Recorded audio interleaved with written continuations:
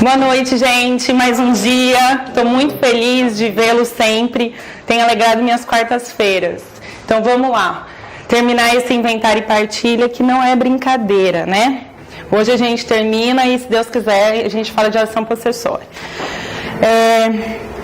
Bom, sobre o inventário, só para tentar voltar um pouco no que a gente já viu, bem rapidinho, tá? Quem ficar perdido é bem objetivo que eu vou falar, mas depois assiste a aula passada.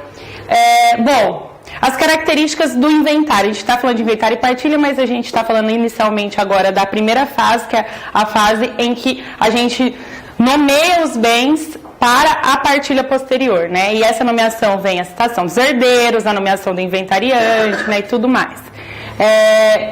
Nessa fase, características gerais do inventário. O que a gente viu?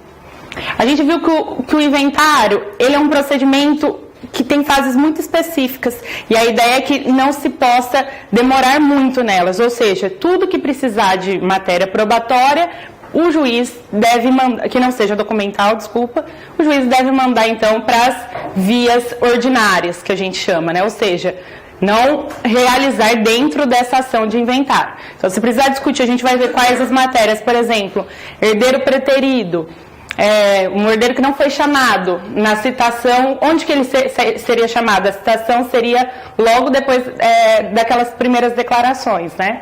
Que a gente viu. Então, depois das primeiras declarações do inventariante, todos os herdeiros são citados. Caso, então, alguém, por exemplo, não seja citado, a gente vai ver, mas é um dos casos só, você pode remeter essa questão incidental para a via ordinária, ou seja, só discutir sobre a questão desse herdeiro nas vias ordinárias. Obviamente, se esse herdeiro não tiver nenhum documento que comprove que ele é herdeiro, né? Senão o inventário prossegue. Outra característica que a gente viu do inventário é que ele tem duas figuras iniciais, né? Que é o administrador provisório e o inventariante. A gente viu que tem o 615 e 616 do Código de Processo, que fala sobre o administrador provisório e o inventariante, né? E a gente viu que a nomeação do inventariante no processo de inventário tradicional, né, que a gente ainda não entrou naqueles mais simples, do arrolamento, a gente vai precisar do quê? De seguir a ordem, né? Preferencial. Estou falando rápido porque é revisão, tá, gente? Isso aí a gente falou na aula passada inteira. O que mais que a gente viu? A gente viu que tem um tal de inventário negativo, que é quando não há bens a serem nomeados e que ele não é explícito no código, mas ele existe como figura e como possibilidade. Vimos também que é possível o inventário extrajudicial e quais são as características, ou, na verdade, os requisitos para que isso aconteça? Tentem não olhar, tentem lembrar. Os requisitos para que o inventário extrajudicial possa ser feito, ou seja, o inventário em cartório. Capazes, consensual e advogado. Isso, mas tem isso. Mas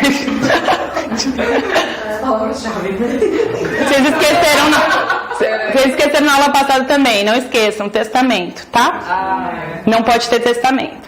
Então, não tendo partes capazes, consensualmente, não tendo testamento e tendo um advogado, é possível fazer extrajudicial. Não entramos muito a fundo, mas a ideia também é que já fique claro que é possível. Bom, prazo aqui, então, veja, não é uma faculdade, o inventário, né, ele tem interesse público, então é um munus, é um dever do administrador provisório e dos herdeiros, né, mas principalmente o administrador provisório. E o prazo é, então, 2 meses, né, na abertura da sucessão, e esse prazo tem que ser cumprido, senão tem multa, tá? E no final a gente viu que é 1 ano, mas nesses casos ninguém vai multar o Estado, tá? Caso não aconteça. Bom, agora sim, falamos, assim, deve ter esquecido uma outra coisa, mas são as principais questões que a gente já viu bem por cima. Agora, o que eu vou fazer? Eu trouxe aqui, eu acho melhor porque nesses slides é bom mais para um estudo sentado, olhando. Então, eu vou usar a lousa e a minha ideia é, a partir dos procedimentos, então, quais procedimentos que a gente vai ver? a gente vai entender qual é a gente já falou muito, mas a gente vai visualizar esse inventário judicial primeiro, tá? Que é a regra geral do inventário. Depois a gente vai ver os dois tipos diferentes que tem, né? Que é o arrolamento legal ou comum e o arrolamento sumário.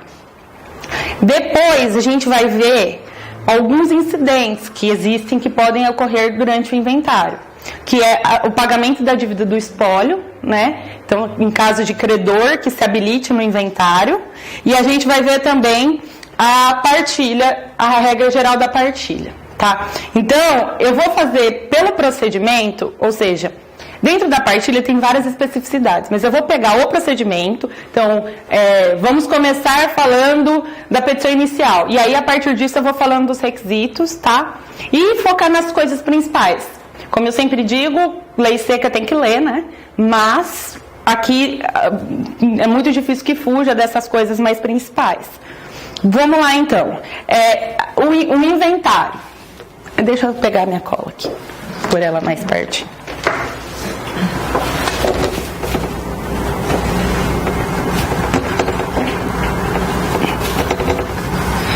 Aqui são regras gerais, tá? Então é aquele inventário que não tem nenhuma das características para ser arrolamento.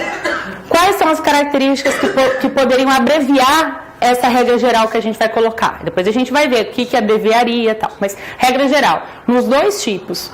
Um é quando há, que é o arrolamento comum, né? É quando há um inventário de até 1.000 salários mínimos. Então, tendo um inventário de até 1.000 salários mínimos, é possível, mesmo sem consenso entre as partes, mesmo que não seja amigável, que algumas partes sejam abreviadas.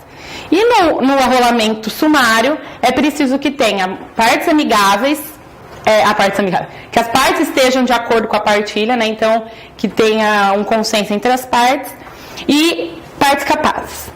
Aí é possível que você abrevie. Agora, se tiver menor envolvido e não for até 1.000 salários mínimos, aí tem que seguir essa regra, por exemplo.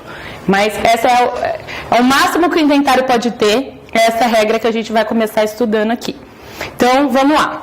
A petição inicial, ela é uma petição inicial de abertura, então você entra pedindo a abertura do inventário. Quem é você? Voltando, administrador provisório ou aqueles colegitimados também, né? Do 600 e... Cadê meu código? Oi. Trabalho, né? Bom, voltando.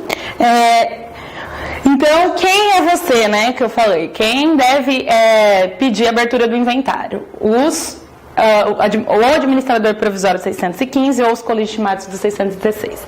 Então, prossigamos. O que é necessário nessa petição inicial, tá? Então, põe uma observação, obrigatoriedade, é o requisito da certidão de óbito.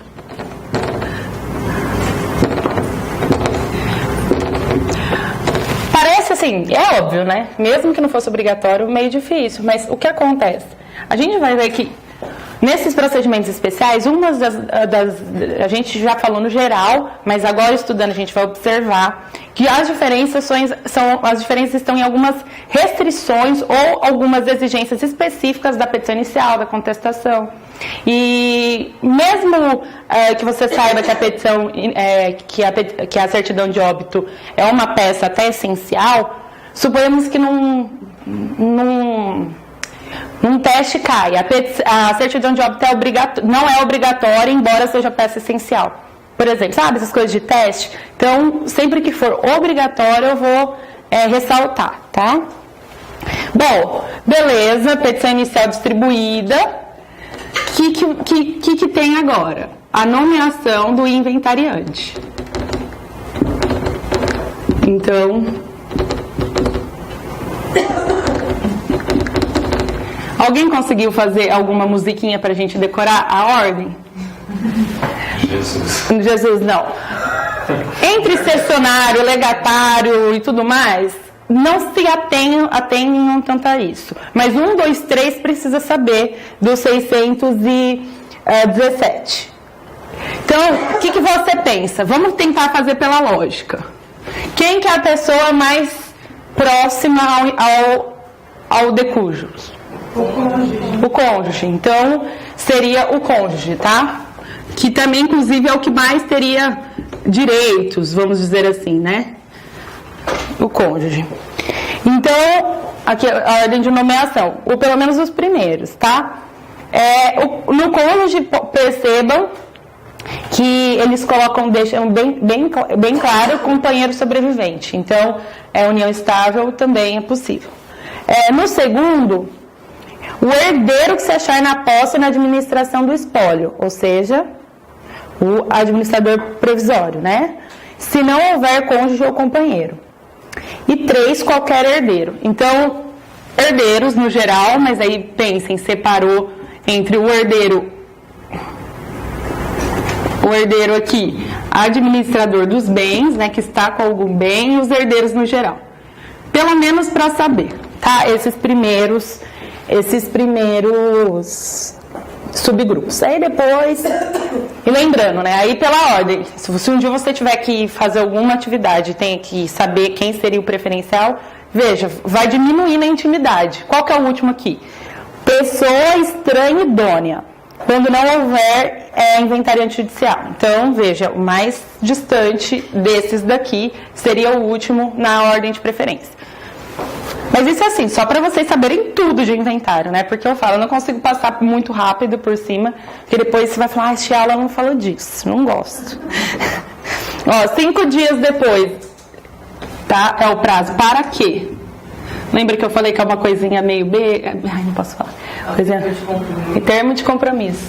Érica, tá que tá, hein, minha filha?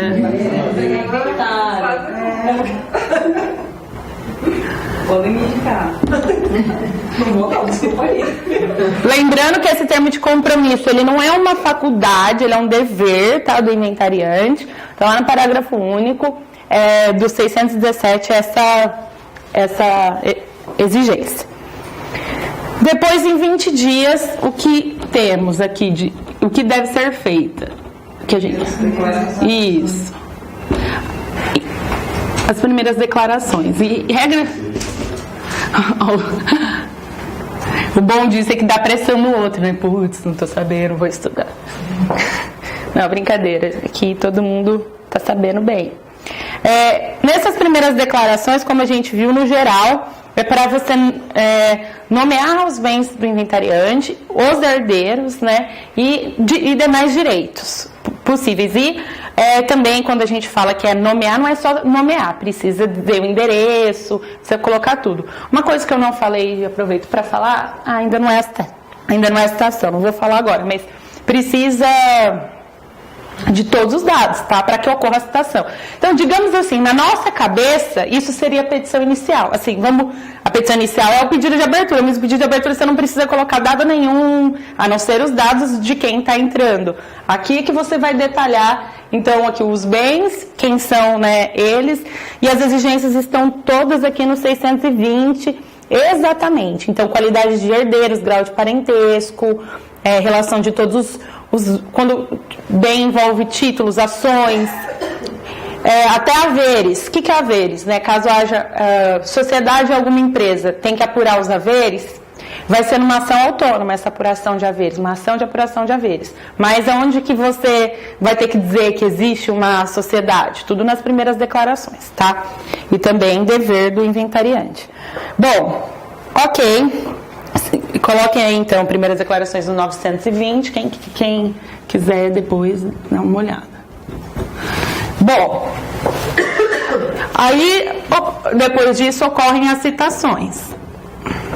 Aí a gente fala, inventário demora? Vocês vão ver aqui que não chato, é bem lógico e não é difícil, assim, não tem muita coisa super teórica. Mas qual é a questão?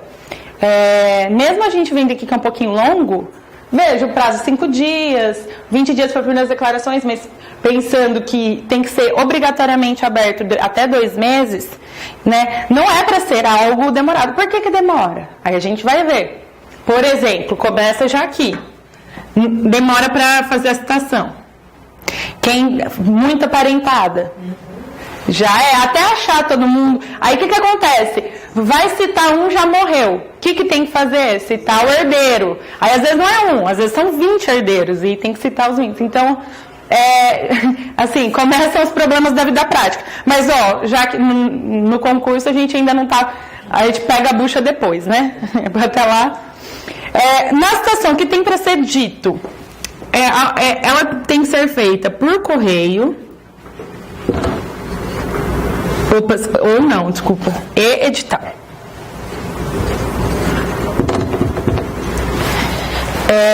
Aonde que está isso? O por correio está no 626 do código, que diz assim: feitas as primeiras declarações. Eu vou trazer um púlpito, porque eu vi um videozinho, não me vi direito, mas eu tô assim, ó. Vamos lá. 626. Pode deixar minhas brincadeirinhas aí, senão o povo vai me achar muito... Sério. Não, aí, ó, 626.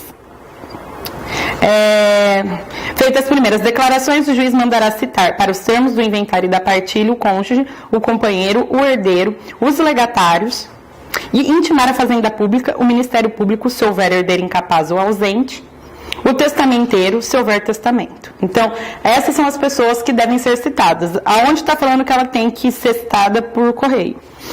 No parágrafo 1º, o cônjuge ou companheiros herdeiros dos legatários serão citados pelo correio. Vejamos aqui, né? Observado e disposto. Esse por correio é só para o companheiro, para os herdeiros e para os legatários, né? A Fazenda Pública está dizendo aqui, no parágrafo 4º, que incumbe ao escrivão remeter as cópias da Fazenda Pública e ao MP, né? E aí, essa citação, ela tem que vir junto ao correio, cópias das primeiras declarações, tá? Ok. O edital está falando aonde? Eu não vou ler o artigo, mas lá no 259, inciso 3º, está falando que em casos em que seja necessário que dê publicidade, né, aos atos, é necessário que seja feito por edital. E nesse caso é preciso porque você precisa, em tese, citar credores e tudo mais, né?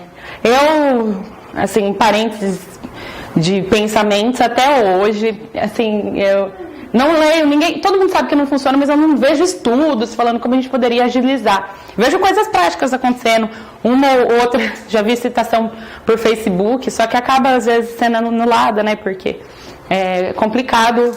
Mas a gente já está falando em robô, vocês viram que agora tem o Vitor do STF?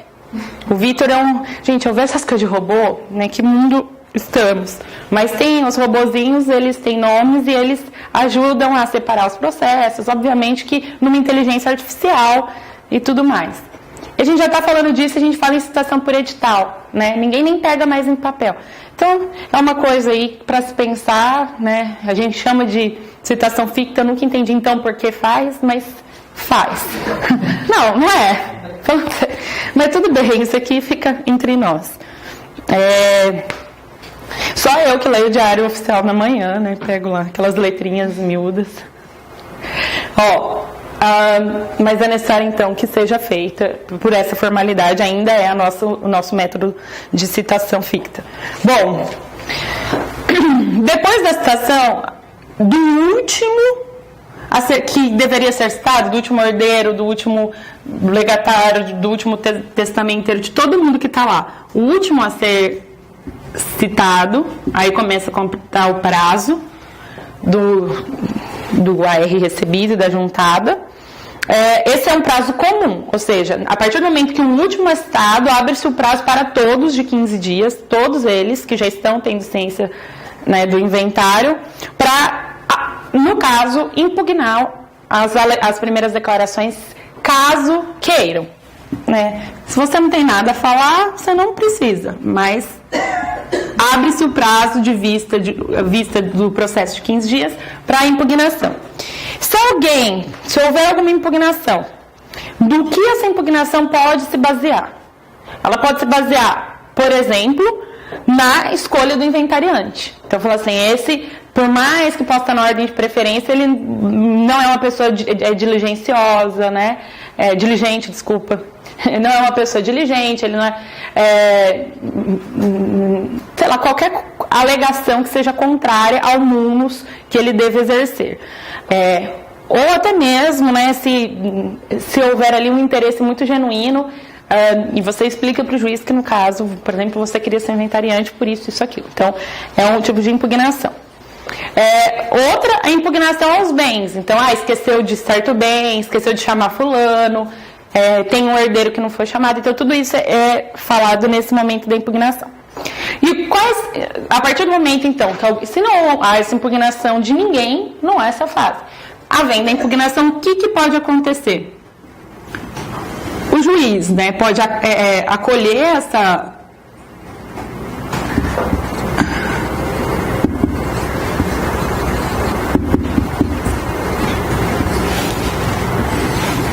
O juiz pode falar, é verdade, olha aqui, faltou um herdeiro.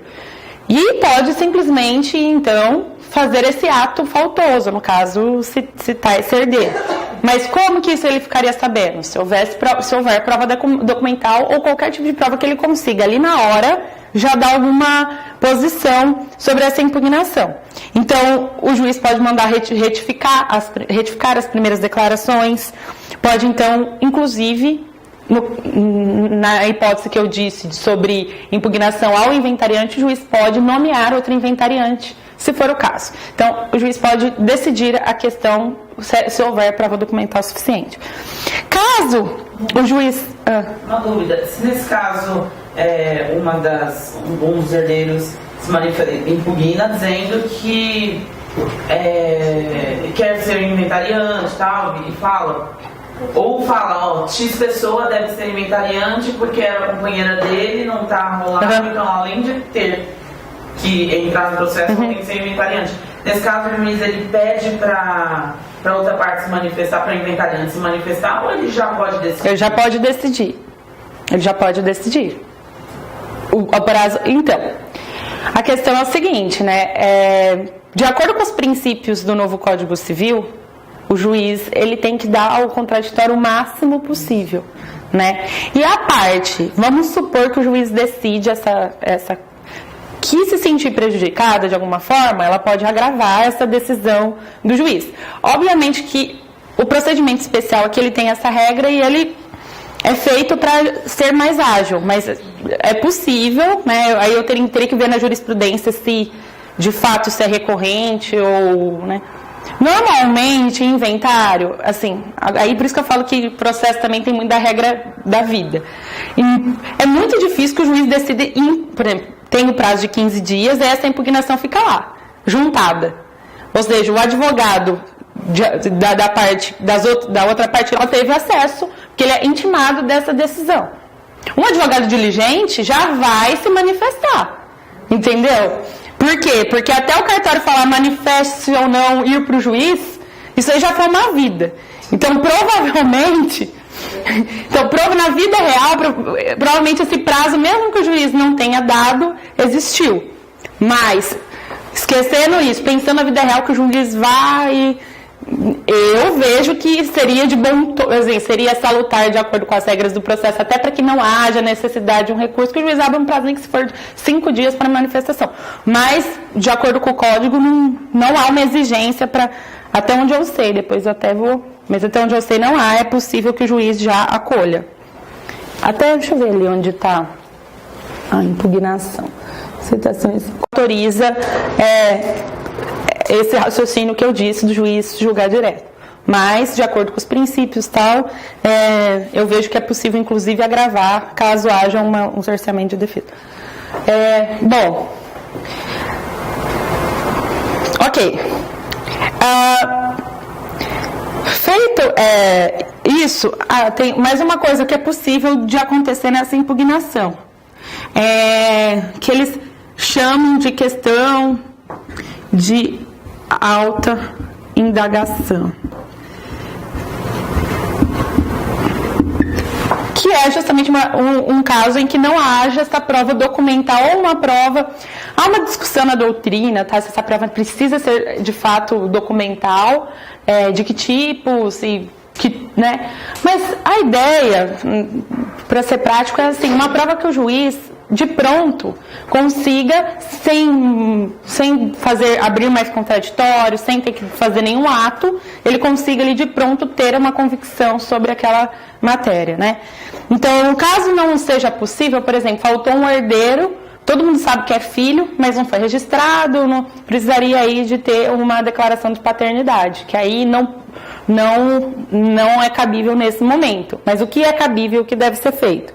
Aí, o 627, parágrafo 3º, diz que é possível, nesses casos, até o juiz sobrestar a ação, mas ele deve enviar essa questão incidental para as vias ordinárias. Tá? Vias ordinárias é uma outra ação. Aí precisa ver na questão do cartório local se pode ir para a mesma vara, se é... Eu não achei nada que teria que ser por dependência. Procurei. Mas falei, vou ter que, acho que, entrar nas normas da corregedoria. Procurei em doutrina, eles passam por cima. Eu não sei exatamente se teria que ser por dependência. Mas o que eu sei é que teria que ser outra ação. Tá?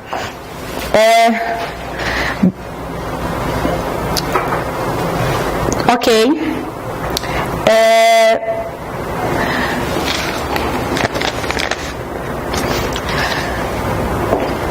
De feitas essas impugnações ou não sendo feitas, né, no caso, se não for feita depois do prazo de 15 dias aqui, ou depois de acontecer tudo isso, caso não haja sido sobrestado aqui por questão de o artigo 629, tá? Que é sobre a manifestação da fazenda pública.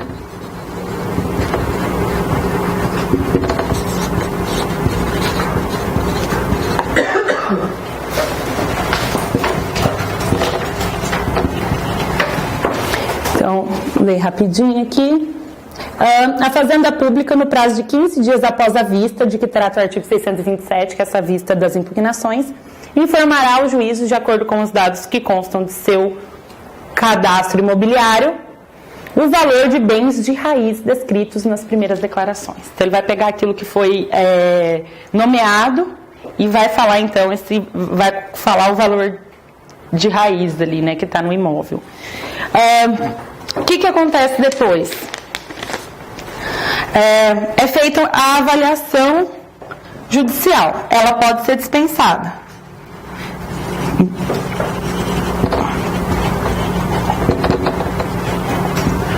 Tudo isso só inventário, tá? Ainda não chegamos na partilha. Por quem é feita essa avaliação judicial? Ela é feita ou por perito ou por avaliador judicial. A diferença é que o avaliador judicial ele é do próprio juízo, então o juiz já manda direto para algum funcionário ali da questão, ou ele nomeia um perito que está naquelas listas para fazer essa avaliação, né? Ela é rejeitada quando? Quando ela pode ser dispensada? Nos casos em que a fazenda pública concordar expressamente com o valor falado pelas partes, ou seja, no artigo 633, sendo capazes, elas precisam ser capazes, sendo capazes todas as partes, não se procederá à avaliação da fazenda pública, se intimada pessoalmente, concordar de forma expressa com o valor atribuído nas primeiras declarações. Né? Então, nas primeiras declarações a gente vai falar, olha, temos uma moto que vale tanto, temos não sei o que, se a fazenda pública concordar, não é necessário que haja uma avaliação judicial, desde que hajam partes capazes. E no B aqui, sucessores concordarem com o valor declarado pela fazenda pública. Veja, nessa parte aqui que ela se manifestar, ela vai se manifestar e as partes também podem falar isso aí mesmo. Não tem nenhuma divergência com o valor falado aí pela fazenda pública. Nesses casos, e no B não tem nada de ser maior, eu não coloquei o artigo ali, mas deve ser o 634, 634. Se os herdeiros concordarem com o valor dos bens declarados pela fazenda pública, a avaliação se injuriar aos demais. Gente, por que eles gostam de pedir inventário? Quando pedem, assim? Porque é importante saber, só que com códigos em mãos, você advogando, né, defendendo, você consegue. Só que, olha, assim, se quiserem, tá? Na defensoria eles perguntam bastante, mas eles não vi nenhuma assim, das questões que eu estava tendo contato, nenhuma, assim, muito daquela regrinha que não existe. Mas imagina se quiser ser chato. A avaliação judicial pode ser dispensada caso os sucessores concordem com o valor falado pela Fazenda Pública, cotado aí pela Fazenda Pública, desde que capazes. Veja, em relação às partes concordarem, não está falando nada delas serem capazes. Então, se for ser literal e quiser encher o saco, né? Agora, para um primeiro contato, o que precisa ficar na cabeça da avaliação judicial ser dispensada?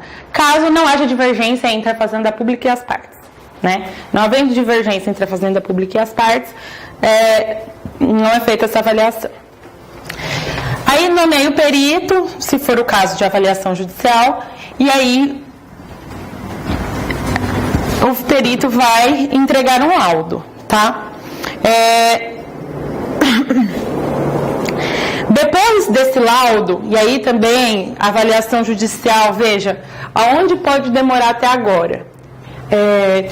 Aqui a impugnação em tese, se o cartório for rápido, você veja, de 15 dias já vem para cá. A citação e a avaliação judicial, né? Porque às vezes nomear perito, esperar a perícia pode ter um tempo maior do que se ela for dispensada.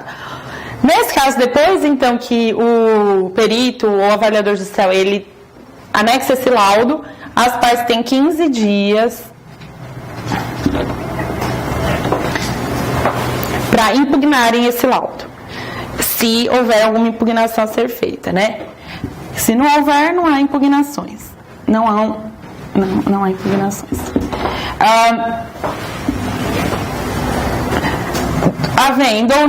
Havendo impugnação, o juiz vai decidir de pronto. Caso haja alguma impugnação, que geralmente a impugnação é sobre o valor, não vai precisar de fazer nenhuma outra coisa, mas o juiz já vai decidir ali. E como que o juiz vai decidir? De acordo com o laudo pericial mesmo, de acordo com tudo que foi anexado, que foi dito, né? O juiz vai decidir. E aí, não havendo impugnação ou juiz decidindo, há o cálculo final. Esse cálculo é para se averiguar o montante do tributo causa-mortes, né? E aí o que vai acontecer nesse cálculo final? O juiz vai levar esse valor desse laudo para um partidor do próprio juízo, né? Contabilista ali do juiz para fazer esse cálculo. Então também vai para esse partidor e depois então vem esse cálculo final. E aí acabam inventando. Esse cálculo é com relação, esse montante que você mencionou é com relação a todos os bens? Todos os bens. Que posteriormente serão partilhados? Sim, todos os bens que constam nas primeiras declarações e que estão ali até então constando como sendo os bens do espólio. Eventualmente, se tiver algum bem que não precise de avaliação e um que tenha, não tem diferença. Você pode fazer uma avaliação judicial de, por exemplo, imóvel e não do automóvel, por exemplo. Né? Então, tudo bem. E aí, depois, todo esse montante é calculado em imposto. Você tem que pensar o seguinte: toda hora que está falando de calcular imposto, a Fazenda Pública chamada, nenhum bem vai ficar de fora, entendeu? É interesse do fisco. Então, se você colocar lá no inventário, falei na outra, se colocar uma geladeira, incide imposto. Por isso que geralmente isso não é nem... A Fazenda também não vai atrás disso, mas se você colocar no inventário que o bem dele era uma geladeira, né, que aí dificilmente teria notinha, então por isso que ninguém impõe, mas suponhamos que seja uma geladeira de 20 mil, né? Você tem a notinha e tal. Bom, aí acaba o inventário. Veja, são as regras do inventário geral. E dentro disso, igual, pode acontecer um monte de coisa, que principalmente nessas impugnações e tal, como que esse perito aí também pode ser destituído durante o processo do inventário. Então é possível, independente dessas impugnações, acontecer alguma né, o inventariante não cumprir com as suas, o que ele falou no termo de compromisso, com seus ônus, com seus deveres, e também ele pode ser destituído. Mas, no geral, é esse procedimento, as regras mais gerais são essas. Aí, o que a gente vai fazer, então? A gente vai ver o que vai diferenciar os outros tipos de inventário, tá? A partir desse geral.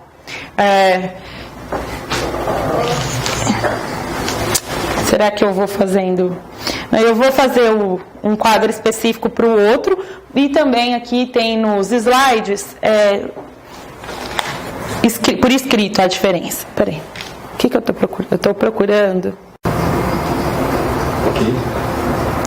Eu esqueci de falar aqui, tá? Pulou. Voltem. Antes do cálculo, aqui, ó, nessa impugnação ao laudo, tá? Aqui, antes do cálculo final, existem as últimas declarações, tá? Eu esqueci porque eu esqueço. O que vai ser? Nada assim. Ele só vai retificar, o inventariante, ele vai retificar o que ele falou nas primeiras declarações a partir de tudo que já foi colocado no processo. Então, assim, se mudou o valor, aí ele vai mudar o valor de acordo com a avaliação judicial. Aí, por quê? Que o juiz já decidiu se houve impugnação. Então, ele vai pegar tudo aquilo que foi decidido e ele tem que redigir essas primeiras declarações de acordo com tudo que aconteceu aqui. Né? Se tiver que atualizar o valor, se for o caso, ele vai atualizar. Se não tiver tido a avaliação judicial, ele já faz as últimas declarações, que é praticamente a primeira, né? Não houve mudança, enfim. Só ratifica ou retifica o que ele colocou em primeiras declarações. Não era isso que eu estava... É isso aqui. Agora, então, a gente vai ver que é bem mais rápido, porque vai abreviar um monte de fase. O arrolamento sumário. 5, e o maior, até agora, que foi o diferente, foi o de 20 dias para as primeiras declarações. Mas, sobre prazo, viram que tem muitos de 15 dias, né? Arrolamento sumário. Cadê você? Só uma coisinha que eu fiquei com muita dúvida. Eu fiquei confusa, na verdade.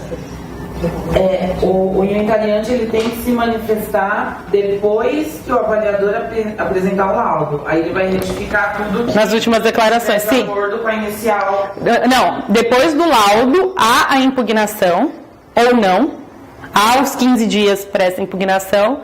Depois que tudo já foi falado, essas últimas declarações só vem fechar e dizer assim, então tá, então ó, tem uma casa no valor de 400 mil, né, aí é depois aí depois que vem o cálculo dessas últimas declarações. Eles chamavam não, fala isso. Artigo 659, não, 663.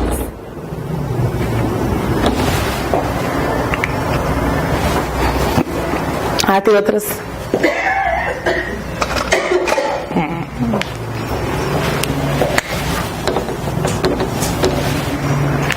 Vamos lá. O requisito, gente, aqui, ó. Então, são amigável, né? Então, consensual, amigável e partes capazes.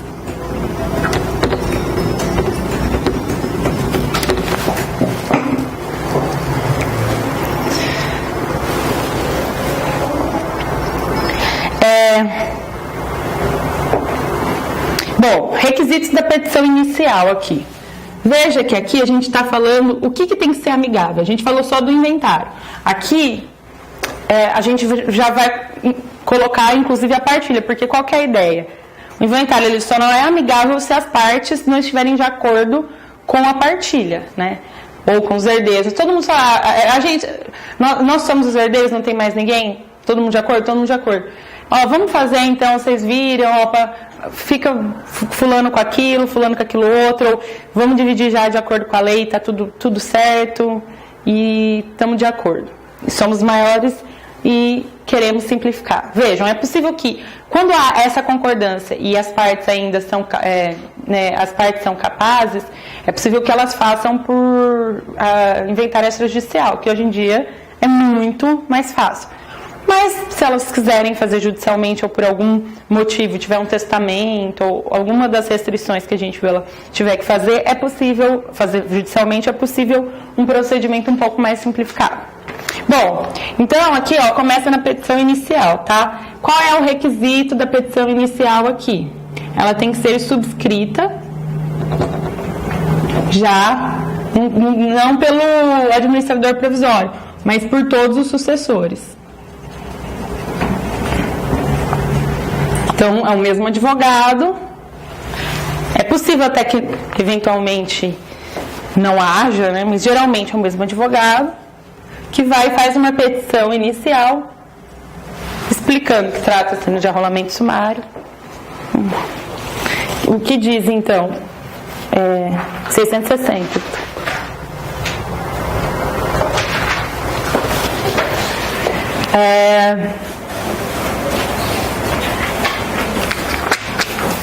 De inventário, que se procederá na forma de arrolamento sumário, independente da lavratura de termos de qualquer espécie. Do que ele está falando desses termos de qualquer espécie? Os compromissos. Os herdeiros. Aí, requererão ao juiz a nomeação do inventariante que designarem. 2. Declararão os títulos dos herdeiros e os bens do espólio, observado o disposto no 630, e atribuirão valor aos bens do espólio para fins de partilha. Então, eles vão explicar já para o juiz tudo diretamente, não tem aquela fase de citar todo, pula a citação, pula todo mundo, porque já está todo mundo junto, já está todo mundo concorde. Bom, logo após a nomeação do inventariante, mas é a nomeação do inventariante indicado. Então, eles mesmos vão dizer que, às vezes, o preferencial daquela do 617 é indicado. No 617 seria o cônjuge, mas todo mundo fala, pelo amor de Deus, vamos deixar com o nosso irmão aqui, contador, certinho, é melhor, e todo mundo fala, é melhor, e ele quer, então, nomeia-se independente da ordem. E caso o juiz não veja ali nada que salte aos olhos, o juiz só homologa essa nomeação. Aí eles colocam aqui não coloquei o artigo, deixa eu ver se eu acho rapidinho. Sim, 659, parágrafo 1º diz que em caso de haver apenas um herdeiro, aqui eu também, então, aqui, um herdeiro, tá? Também se procede a esse arrolamento sumário. Por quê? Porque aí não tem que citar ninguém, né? Então, tá no 659, parágrafo 1º. Depende do valor dos bens? Sim, porque não vai ter partilha, né?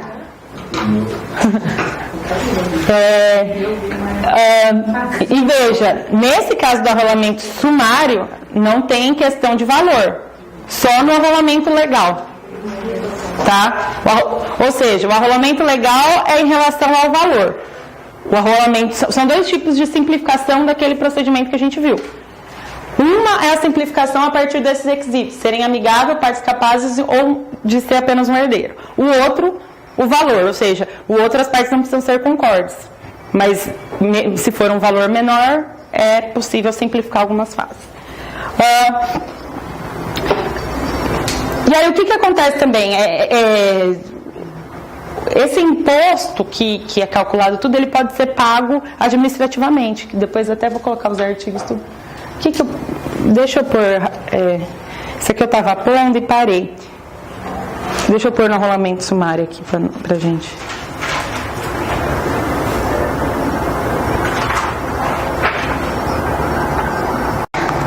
No caso, então, de ser da nomeação do inventariante, ser um sucessor, vai ser o sucessor, um herdeiro, vai ser ele, né, o inventariante. E aí, você já pula para isso, para a exibição de quitação fiscal, né? O que é isso? Ele mostrar que os imóveis que os imóveis e tudo que estão ali já não tem dívidas com a fazenda.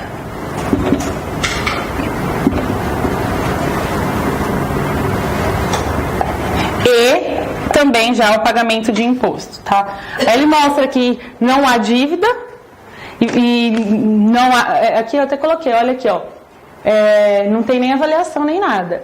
Somente, é importante falar, né? Somente vai haver avaliação se houver um credor habilitado. A gente vai ver hoje ainda como esse credor pode se habilitar. E se esse credor impugnar a estimativa, né, dos herdeiros relativa aos bens separados para o pagamento da dívida.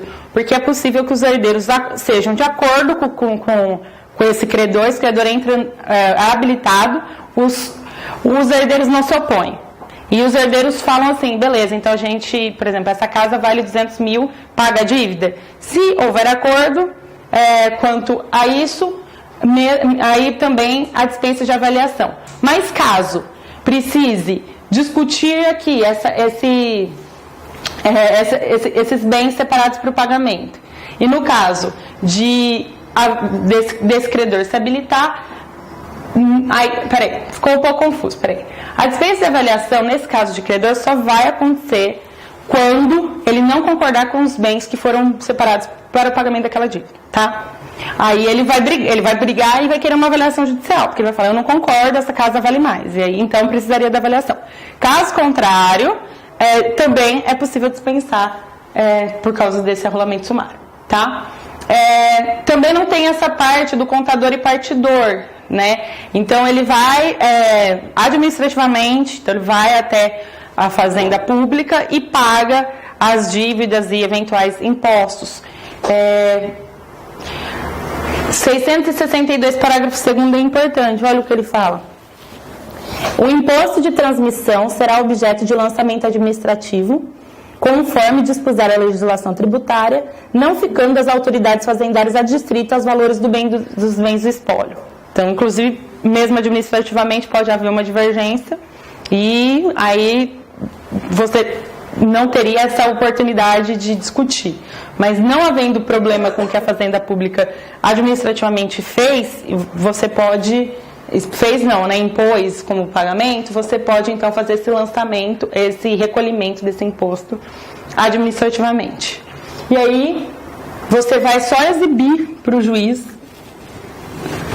depois que você foi nomeado, porque só tinha você vai dizer para o juiz, então, ó, os bens são esses, eu sou herdeiro único e já paguei tudo que era devido à Fazenda Pública.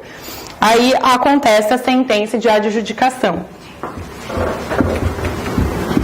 A adjudicação nada mais é do que um ato, né, jurídico que transfere aí os bens, a propriedade, os bens relativos a ela, móvel ou imóvel, para um outro proprietário. Então, o juiz vai fazer essa sentença. No caso, então, de haverem diversos sucessores aqui, né?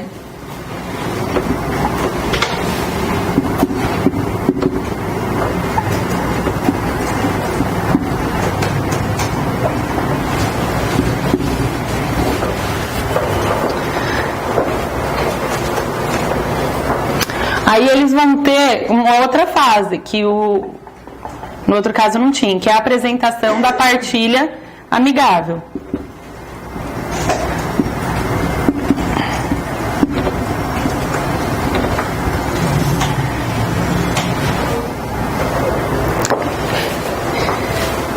Veja, é possível já que nessa petição inicial você coloque, mas mesmo assim tem ainda essa fase de dizer que todo mundo está concordando com aqueles valores, né? Aí depois eles vão fazer a mesma coisa, exibição das quitações fiscais.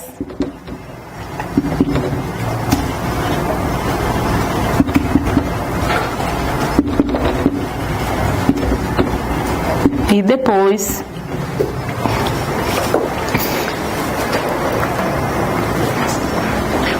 o juiz vai fazer uma sentença que é chamada de sentença de homologação da partilha.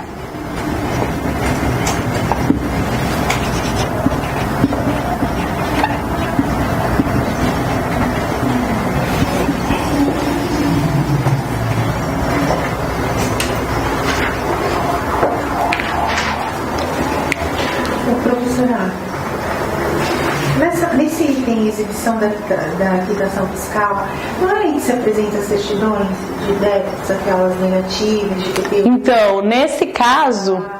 Para depois se falar do... Nesse caso, só o comprovante de quitação mesmo. Nesse caso, não precisa de certidão negativa. Nesse tipo de processo, no arrolamento sumário, só você mostrar os seus comprovantes, mesmo que você pagou o IPTU, por exemplo, se for um imóvel. E não precisa de você fazer a certidão negativa. Não precisa, nesse caso, certidão negativa de débito. Mas eu preciso demonstrar que eles são pagos. Sim. Entendi. Caso você não tenha, aí você precisa. Mas precisa desse demonstrativo e precisa também, né, de já ter sido feito recolhimento pela via administrativa. Você só fala para o juiz homologar. Ah, tá. Então, aí eu é quitação de tudo. Que eu demonstro todas as quitações. Quitações de tudo. Tá. Aí o juiz fala, tá tudo certo, todo mundo tá de acordo. Eu estava entendendo que era só para apresentar o comprovante fiscal perante o recolhimento do imposto. É possível. Mas o imposto também. Ah, mas... Tá. Tá. Entendi.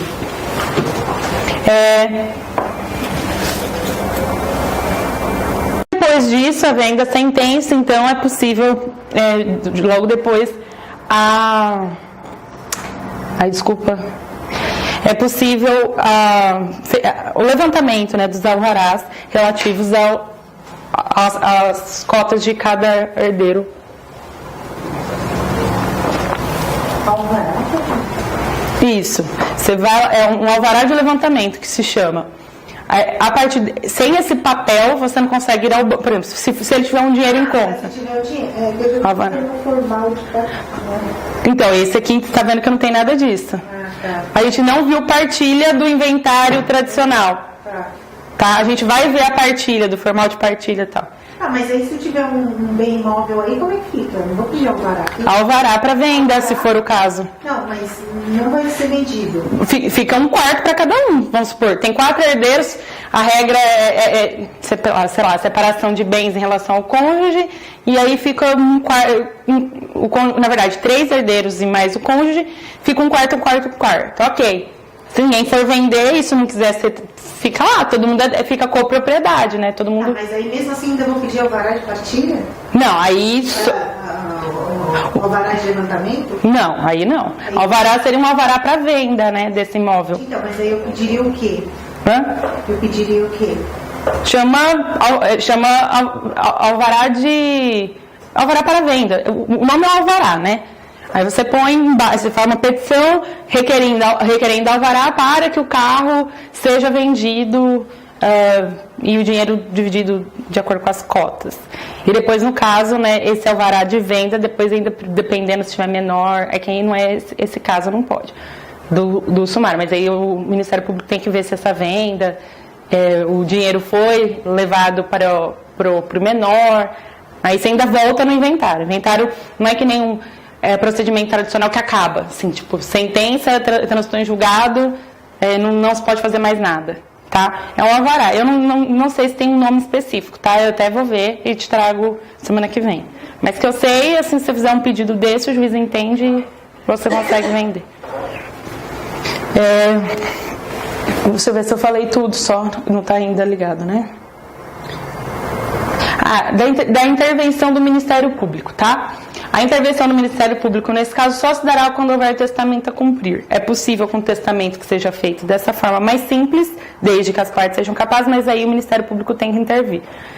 Lembrando, no caso do arrolamento do inventário judicial geral, você tem que citar o Ministério Público também, além da Fazenda Pública. Você não, né? O escrivão, mas é preciso que eles sejam chamados ao processo. Aí, no caso do arrolamento sumário, mas a diferença é que só em caso de testamento. Veja, tem muita... É legal saber, né? Porque uma certeza da vida é a morte. E é bom a gente saber isso cada vez mais, porque às vezes, mesmo que você advoga ou não advoga com isso, é interessante, né, saber no geral. Agora, gente, peraí, cansei um pouco. Que eu queria falar que tem há muita regrinha, né? Você vê, no arrolamento sumário pode com o Ministério Público, não pode. Então tem muita regrinha. Eu acho que o mais importante é entender, nesse caso do arrolamento sumário, as simplificações em relação aos impostos, à citação, à avaliação judicial, que é tudo que mais demora. Né? Então, o imposto poder ser recolhido administrativamente, a citação já não existir porque você já entra, no caso, com a petição inicial com todos os herdeiros, né? E o juiz, de uma certa forma, só homologa. Se começar a ter problema dentro desse procedimento e tiver impugnação, não cabe, em tese, mas se uma parte começa a se sentir prejudicada e vira litigioso, aí é possível que, então, o procedimento tradicional volte, né? Ou seja, haja avaliação judicial, né? E aí volta mas se não tiver nenhum problema durante o inventário, continua assim. Vamos fazer o arrolamento.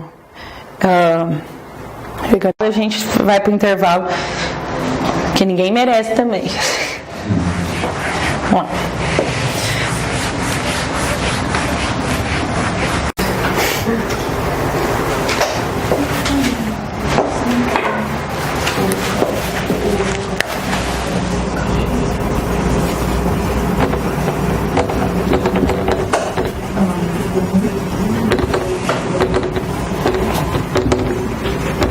Aí tá ruim, né?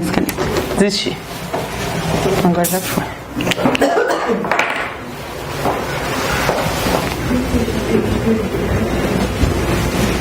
O artigo, tá? Bom, tá gravando? Não.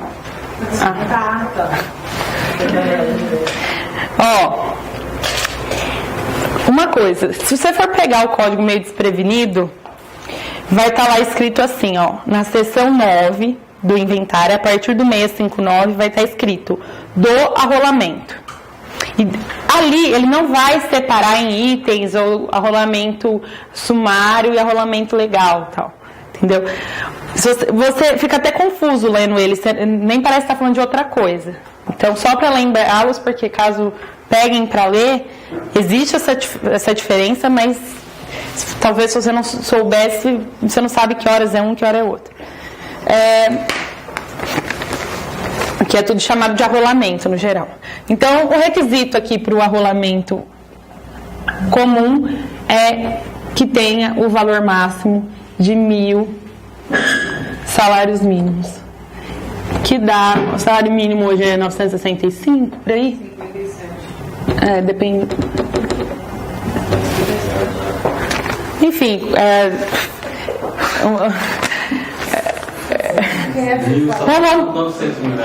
950 mil reais, tá, gente? Mais ou menos. Na regra geral, você teria que fazer essa continha aí, mas até 965, 960, 955 mil reais.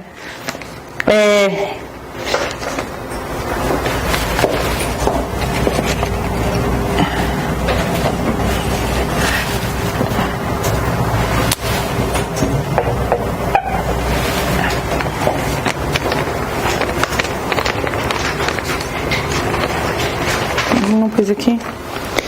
Vou ler aqui o 664. Quando o valor dos bens do espólio for igual ou inferior a 1.000 salários mínimos, o inventário processar-se-á na forma de arrolamento, cabendo ao inventariante nomeado, independentemente de assinatura de termo de compromisso, apresentar com suas declarações a atribuição de valor aos bens do espólio e o plano de partilha. Então, veja, aqui não é todo mundo já na petição inicial, tá? Então, diferente do arrolamento sumário. Então, aqui há uma petição inicial que já não precisa daquele termo de compromisso, então ela já é praticamente uma declaração. Aí vem a nomeação do inventariante.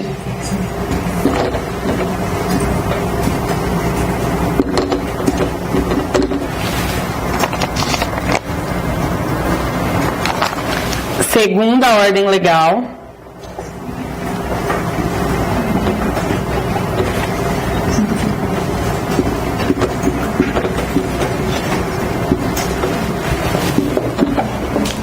Aí vem sem termo de compromisso, a declaração com a avaliação, ou seja, nesse caso também não se tem a avaliação judicial. E já vem aqui também o plano de partilha, tá?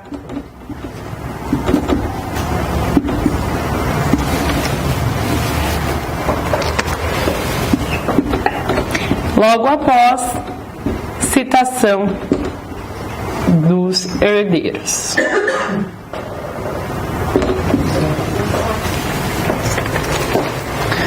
Então, voltando,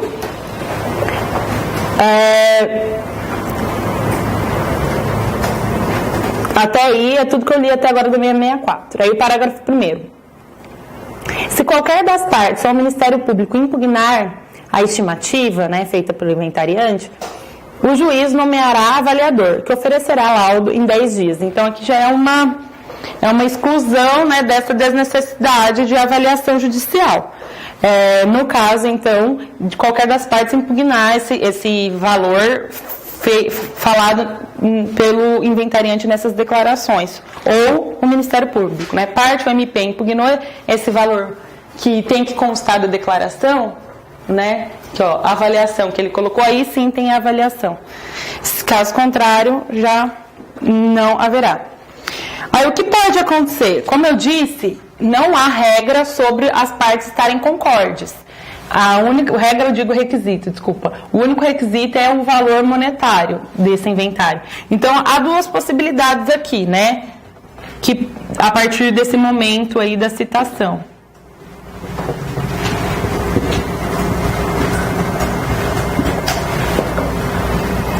Em caso de acordo em relação à partilha, em caso de não acordo.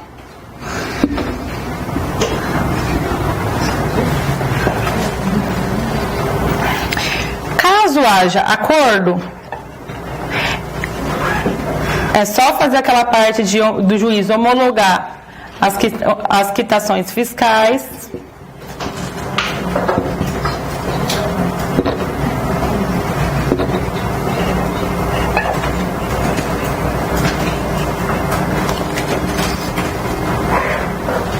e aqui homologação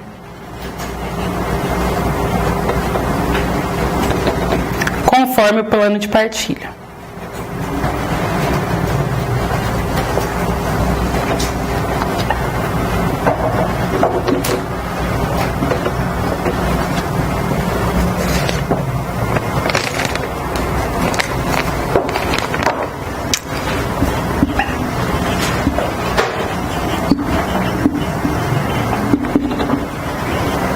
Aí é o que a gente vai ter, uma avaliação judicial, e olha só que diferentão.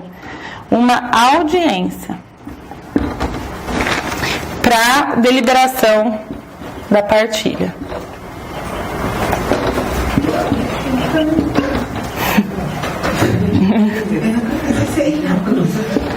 Deliberação, onde que ela está onde ela está sendo exigida no código?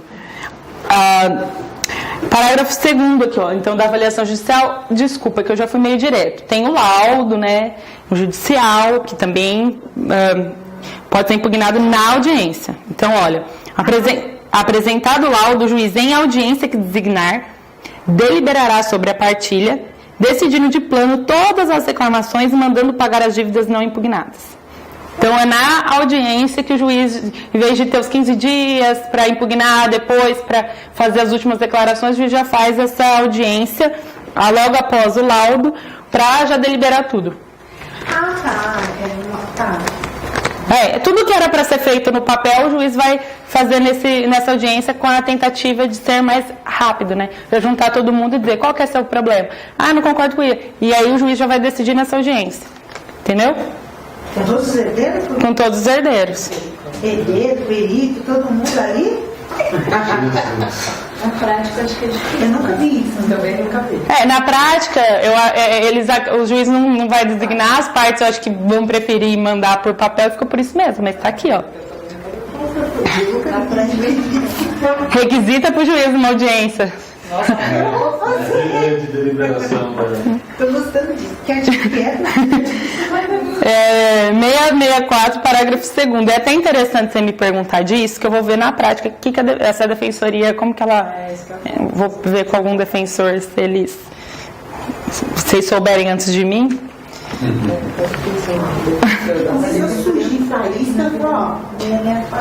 O mais legal de estudar processo é que você vê assim, tem um mundo de coisa que pouca...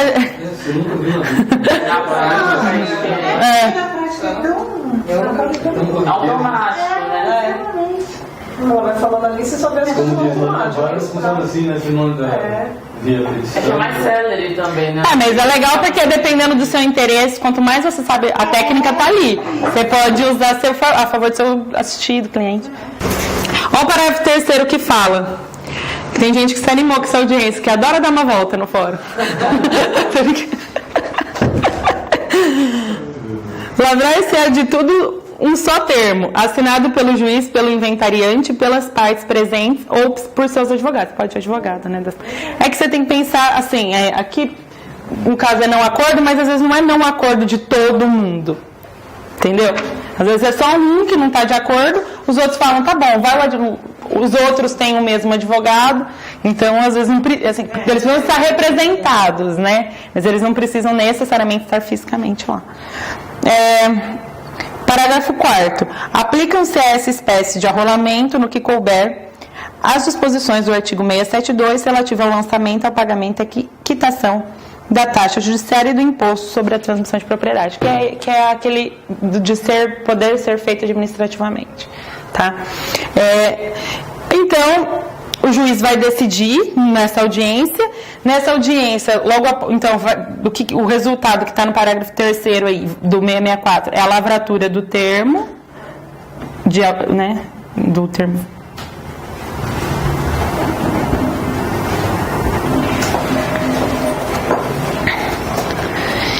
Aí, a apresentação das quitações fiscais, de acordo com o que foi decidido nesse termo. Então, quita-se o imposto e as dívidas fiscais, e há, então, uma sentença, logo após uma sentença, conforme esse termo. Então, uma sentença que homologa o que foi decidido, que vai estar consubstanciado nesse termo. Homologou a partilha. E aí, acaba.